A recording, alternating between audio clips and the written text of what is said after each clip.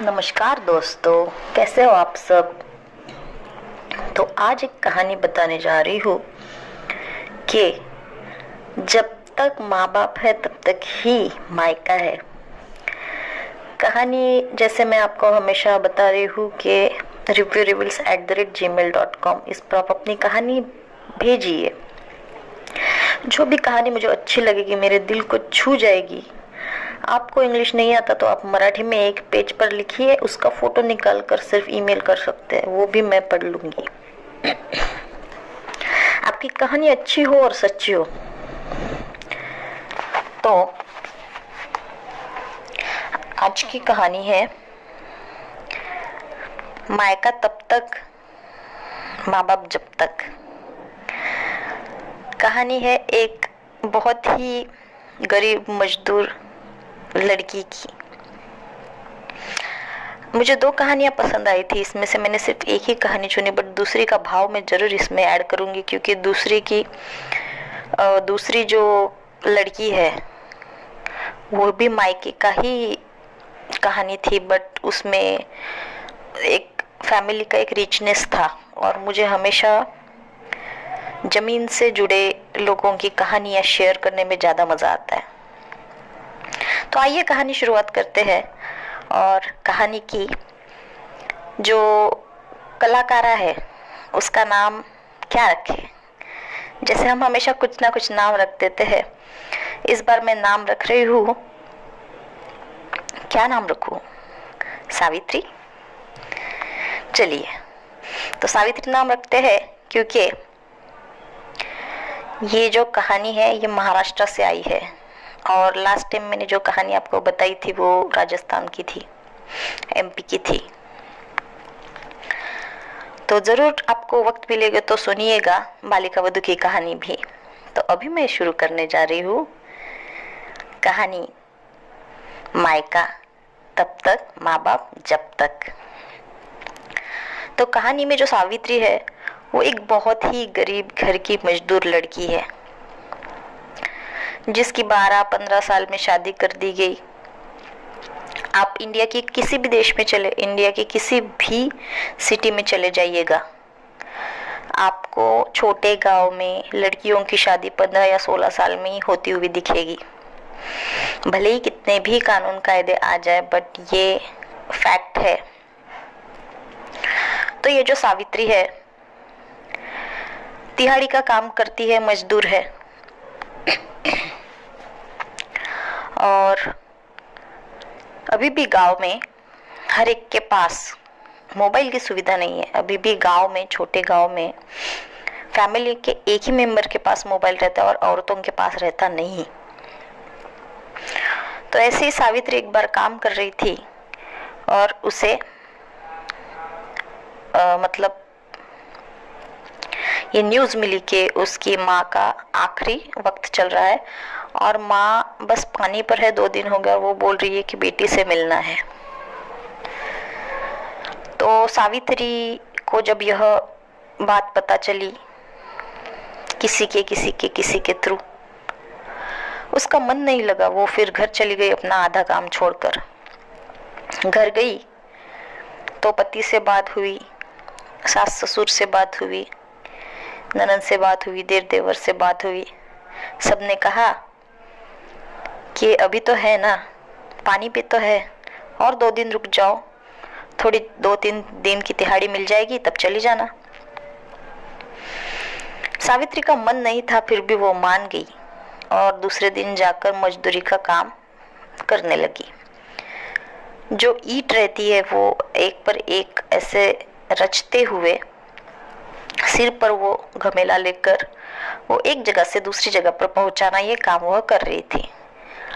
लेकिन आज उसका मन नहीं लग रहा था। उसकी सहेलियों ने उससे पूछा कि क्यों रे, तू गई नहीं अब तक? तो वो कही कि नहीं, घर वाले कहे कि तिहाड़ी चली जाएगी, 2 दिन रुक जा, माँ कहाँ जाने वाली है। तब एक सहेली ने बड़ी हिम्मत करके उसको कहा कि नहीं, तिहाड़ी तू जन्म भर करना ही है, तेरे पति, तेरे ये सब तुझे दिहाड़ी करवाएंगे ही।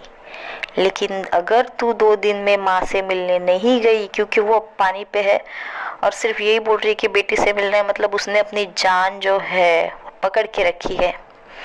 जब तक बेटी नहीं मिलेगी, 3 भाइयों में अकेली तू,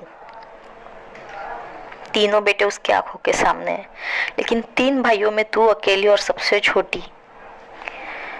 और याद कर, वो तेरी माँ जो तुझे हमेशा किसी न किसी बहाने से छुपके से अपने आंचल के नीचे से दबोच कर पैसे तेरे हाथ पे रखती थी, तेरे बच्चों को नेक देती थी, तेरे दिवाली के कपड़े देती थी, किसी ना किसी बहाने से तुझे बोलती थी कि कैसी रहती है तू, थोड़ा बन सवर कर रहा कर। किसी ना किसी बहाने से तेरे ससुराल वालों से बोलती थी कि छोटी है मेरी बेटी, ना समझ है, जरा संभाल लेना। तेरी माँ की बहुत इच्छा थी तुझे पढ़ाए लिखाए, लेकिन बहुत सालों से परंपरा जो चली आती है, तो इच्छा ना होते हुए भी तेरी माँ ने तेरी शादी कर दी। लेकिन किसी ना किसी बहाने से जबरदस्ती से साल में 1 ही दिन क्यों ना हो, 2 ही दिन क्यों ना हो, तुझे तू आकर मिले, इसलिए वो किसी ना किसी बहाने से कोई ना कोई छोटा सा प्रोग्राम घर में मनाया करती थी कि जिस बहाने से तू आ जाए घर पे।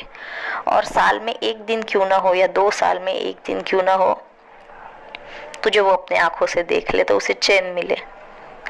अब वो बुढ़ी हो गई थी, उसकी हड्डियां नरम हो गई थी, शरीर में जान नहीं बची थी। तू भी तो नहीं जा पाई ना, देखभाल करने को वक्त नहीं मिला, क्योंकि तेरे पीछे भी तो तेरा संसार है। इसी बात पर एक गुलजार का एक शेर मुझे याद आ गया कि बाप को जब धूप के चटके लगते हैं और माँ को जब तवे पर चटके लगते हैं, तभी औलाद बनती है। और बहुत सही बात है। इसकी सहेली ने जब सावित्री को ये सब समझाया और उसे कहा कि अरे ये रोजगारी तो जिंदगी में पड़ी ही है, जा तू तेरी माँ से आखिरी बार मिल ले, उसने अपनी जान पकड़ कर रखी है, जब तक तुझे देखेगी नहीं तब तक जान नहीं छोड़ेगी, और ये पाप तेरे सर चढ़ जाएगा। जिस औरत ने तुझे 9 महीने अपने कोख में रखा, उसकी जान को छुटकारा मिल जाए, इतना तो उसे दे ही सकती है। तब सावित्री ने अपने सर पर जो घमेला था वो ऐसे ही फेंक दिया और चली गई भागते भागते। अपने पूरे घर वालों के साथ झगड़ा कर सावित्री अपने पास बस 20 रुपए थे, वो ही लेकर चली गई। पैसे कम होने के कारण पैदल पैदल ही उसने कई मील पार कर लिए और पहुंच गई। पहुंचते ही उसकी माँ ने उसे देखा और चेहरे पर एक अलग सी चमक आ गई और कहा, आ गई तू, तेरी राह तक रही थी, लगा कि अब चली जाऊंगी तो देखने नहीं मिलेगी। अच्छा हुआ आ गई, अब मैं छूटी। यह कहकर उसने सावित्री के हाथ से पानी पिया और वो चली गई। सावित्री ने अपनी सहेली को मन ही मन में शुक्रिया कहा कि मेरी माँ ने मेरे लिए जान पकड़ कर रखी थी 2 दिनों से। सच में कुछ दिन जल्दी आती और माँ को अच्छी स्थिति में देखती और उसके साथ बातचीत कर लेती तो अच्छा होता। पर क्या करे, ये संसार की झंझट जो है किसी से नहीं बची। घर वालों का चक्रव्यूह, उसमें फंस जाते हैं एक बार तो फिर मैका कहाँ देखने मिले। फिर भी चलो, माँ को पानी तो पिलाया, इसी बात की खुशी। और झूठ फोड़ कर वो ऐसे रोई। माँ का क्रियाक्रम हो गया, पिता तो रहे ही नहीं थे। लेकिन पिता भी बड़े प्यारे थे, क्योंकि वह 3 भाइयों में इकलौती छोटी बहन थी। जब तक थे बड़े कड़क स्वभाव के थे, लेकिन जब भी मेरी दादी की हिम्मत नहीं होती थी उनके पॉकेट में से 10 रुपए लेने की, लेकिन मैंने एक बार लिए थे तो पिता ने देखा और हंस दिए। तब से मैं मुंह से मांग के ही लेती थी पैसे। घर में अच्छे अच्छे इसमें अच्छा खाना पीन, अच्छा खान पान, अच्छा रहन सहन, इतना सब कुछ अच्छे होते हुए बस एक छोटी सी व्यंग की वजह से गरीब घर में शादी कर दी गई और फिर संसार का चक्रव्यूह चालू हो गया। ससुराल वालों ने भी घर वालों को बहुत परेशान किया। ये एक व्यंग की वजह से लाखों रुपए ऐंठे और मैं कुछ ना कर पाई।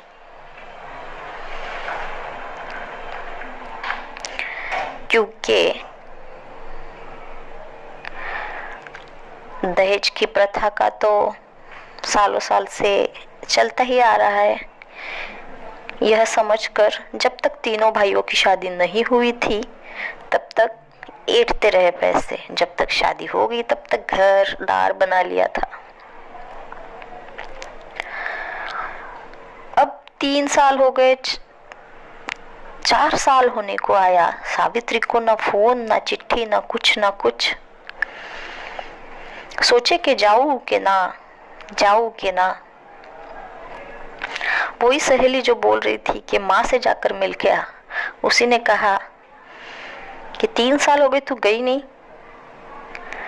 और फिर सावित्री ने कहा कि अब माँ बाप ही नहीं तो मैं जाके क्या करूं।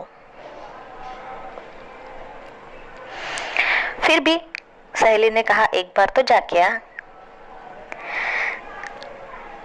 इस बार सावित्री की परिस्थिति बड़ी अच्छी थी, हाथ में पैसे भी थे। सावित्री खुशी खुशी चली गई बच्चों को लेके कि 3 साल हो गए गई नहीं हूं तो इस बार जाती हूँ। जैसे ही गई, 2 भाइयों की 2 बीबियां थी। एक ने कहा कि आप दीदी के घर जाकर खाना खा लेना, उधर ही रह लेना, मुझे जरा काम है। और दूसरे ने कहा कि दीदी आप शाम को आज सुबह उस दीदी के पास ही रहो। अब सावित्री अकेली रहती तो ठीक था, लेकिन उसके साथ उसके 2 बच्चे थे। दोनों बच्चे सब समझ गए। सावित्री की आंखों से तो पानी ही छलक गया। एक दिन सावित्री ने कैसे बैसे निकाला, क्योंकि जब छोटी थी, स्कूल में जाती थी, तब की सहेलियां ये वो यहाँ वहाँ। इस बार उसके साथ पैसे थे तो उसने बाहर से कुछ खा लिया और ऐसे उसके 2 दिन चले गए। लेकिन परिस्थिति वैसी की वैसी ही, ये उसको उसके घर टहल रही है, वो उसको उसके घर ढकेल रही है। और भाइयों की तो क्या मजाल कि अपनी बीवी के सामने कुछ बोले। तो इस बार सावित्री ने सोच लिया अपने दिमाग में कि अब मैं वापस नहीं आऊंगी। और सावित्री ने इस बार याद किया कि जब 2-3 साल पहले मैं आती थी, जब मेरी माँ अच्छी थी, तो मैं खाना भी ना खाऊं तो जबरदस्ती कहती थी कि कुछ तो खा लिया कर, कैसी हो गई है, ध्यान नहीं रखती है। और कुछ ना कुछ बादाम का शीरा ये वो बना के मुझे दे देती थी। साल में एक ही दिन क्यों ना हो, लेकिन मेरे लाड़ प्यार जो होते थे वो एक दिन का लाड़ प्यार मैं साल भर अपने मन में समेट कर रखती थी। और फिर से नए साल में जो नया दिन आएगा उसकी राह तकती थी। लेकिन अब वह समझ गई थी कि यहाँ पर अपनी दाल गलने वाली नहीं। अब सावित्री का पति उसे लेने आने वाला था। तो सावित्री ने अपने दोनों बच्चों को समझाया कि अब तुम्हारे पापा को मत बताओ कि ये सब तुम्हारे माता के साथ हुआ है, नहीं तो पापा मुझे जिंदगी भर यहाँ पर नहीं भेजेंगे। क्योंकि पहले के लोग ना, उनको बहुत मान सम्मान का पड़ा रहता है। ये छोड़ो, सावित्री को यह बहुत टेंशन आ गया कि मेरा पति जो आएगा उसको मैं कहाँ पे खाना खिलाऊं। तो सावित्री ने सोचा कि भाई से बात करती हूँ। गई भाई के साथ बात की, भाई ये कल लेने आने वाले हैं, आप कुछ अच्छा खाने पीने के लिए भाभी को बोलो बनाए। भाभी ने मुंह चढ़ा लिया, मैं क्यों बनाऊं, वो बनाए। उसके पास गए, उसने कहा मैं क्यों बनाऊं, वो बनाए।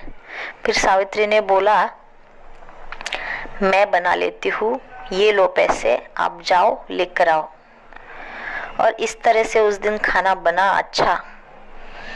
बच्चों ने खाया, सावित्री के पति ने खाया, लेकिन पहले जैसे सावित्री के पति का मान सम्मान था कि जमाई राजा आते रहिएगा, जमाई राजा इधर बैठिए, जमाई राजा नीचे मत बैठिए, पैर धोइए, ये वो इस बार कम था या नहीं था।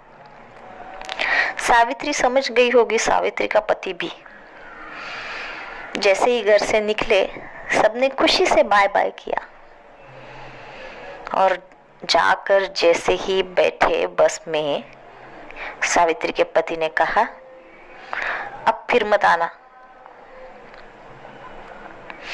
सावित्री कुछ बोली न पाई। वह समझ गई थी कि बच्चे 2 दिन भूखे ही रहे, इससे अच्छा है कि मैं अपने ही घर में बच्चों को कुछ भी दे दूं। और कहानी का जो सारांश था वो यही था कि आपको समझ आ गया होगा कि जब तक माँ बाप होते हैं हम उन्हें वक्त नहीं दे पाते किसी वजह से। अब ये छोटी गांव की कहानी थी, लेकिन आप शहर में भी देखोगे। तो अब एक लास्ट का एक आपको आंखों देखा इंसिडेंट बताती हूँ। बड़े शहर की बात है, मुंबई की। किसी लड़की के फादर एक्सपायर हुए। उनकी लड़की रहती है अमेरिका में और लड़का रहता है हैदराबाद में। आप सोचिएगा, जब तक दोनों बच्चे नहीं आते तब तक क्रियाक्रम पूरा नहीं होता। लिटरली 24 घंटे तक बॉडी रखी, उसके बाद क्रियाक्रम करना मैंडेटरी था। आप बताइएगा मुझे, कौन पहले पहुंच सकता था, हैदराबाद वाला? नहीं, जो अमेरिका वाली लड़की थी वो पहले पहुंची। मैं यह नहीं कह रही कि बेटे का प्यार प्यार नहीं होता। एक कहानी में लेने वाली हूँ जिसमें बाप क्या होता है या फिर बेटे पे कितना बर्डन होता है इसकी। लेकिन आज की जो कहानी थी वो मायका, लड़की का मायका उसके लिए समर्पित। तो जब तक माँ बाप होते हैं तब तक ही आपका मायका होता है। जब माँ बाप चले गए, आप समझ लो मायका खत्म। अगर आप बहुत ही लकी हो तो ही वो चलेगा। आपकी जो भाई की बीवी है वो बहुत अच्छी हो, या फिर अगर आप सिर्फ बहनें होगी तो माँ बाप के घर ना जाते आप बहनों के यहाँ जा सकती हो। लेकिन वो बेटी क्या करे जिसे ना बहन है ना माँ बाप रहे। हर एक बेटी को लगता है, मुझे ये लगता है कि हर एक बेटी को लगता होगा कि सांसारिक चक्रव्यूह में तो हर कोई फंसता ही है। तो एक दिन, साल में एक दिन ऐसा हो जाए कि कोई प्यार से खाना बनाकर खिलाए, कोई सर सहलाए कि बेटा खा ले, थक गई होगी। ये प्यार है ना, शादी के आप कितने भी साल हो जाए या फिर आप कितने भी बूढ़े हो जाए, ये प्यार सिर्फ आपको माँ बाप ही दे सकते हैं। और एक बात सुनी थी किसी से कि दीपावली जो रहती है, हर बच्चे को अपने अपने पसंद के कपड़े मिल जाते हैं, लेकिन उसके बाद माँ बाप कुछ दिन तक बहुत कड़की में रहते हैं।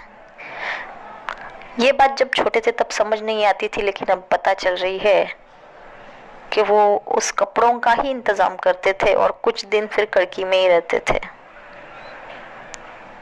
जिंदगी भर वो यही सोचते रहते हैं कि बच्चों का एजुकेशन अच्छा हो जाए, खुशी से रहे, इनका फ्यूचर अच्छा हो जाए, इनकी शादी अच्छे घर में हो जाए, इनको पति अच्छा मिले, इनको बीवी अच्छी मिले, बच्चों के अच्छे से बच्चे हो जाए। ये सब सोचते सोचते उनकी आधी उम्र इसी में चली जाती है। इसलिए कहती हूँ हमेशा, संसार ये एक चक्रव्यूह है, एक बार लटक गए तो फिर वापस नहीं आ सकते, उसमें फंसते ही चले जाते हो। कोई प्यार से फंसता है, कोई मजबूरी में, लेकिन फंसते तो सभी है। अगर आप नहीं फंसोगे ना तो ये संसार जो है, ये रिलेटिव्स है, ये आपको ढकेल देंगे उसमें। तो आज की कहानी मायके को समर्पित। तो जाया करिए अपने मायके में और जितना प्यार मिल रहा है समेट कर लाया करिए, उससे अलग ही ताकत मिलेगी। मुझे पता है बहुत सारी लड़कियां आजकल बहुत दूर रहती है। पहले के ज़माने में पास पास रहते थे, जैसे एक गांव से दूसरे गांव, मतलब 1 घंटा या 2 घंटा, लेकिन आजकल कंडीशन टोटली अलग है, नहीं मिल पाता वक्त। लेकिन वक्त में से वक्त निकाल कर जाइए। उन्होंने आपका 30 साल किया है, आप एक दिन जाइए, आप अपने सारे साल भर की थकावट भूल जाओगे, ट्रस्ट मी।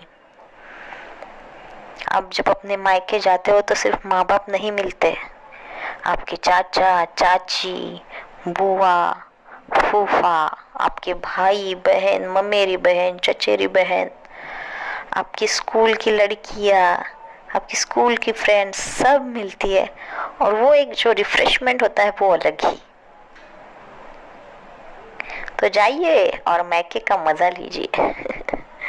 चलिए, तो इसी के साथ कहानी समाप्त करती हूँ। कैसी लगी जरूर बताइएगा कमेंट सेक्शन में, और तैयार रहिएगा एक और नई कहानी के साथ। Thank you so much for listening.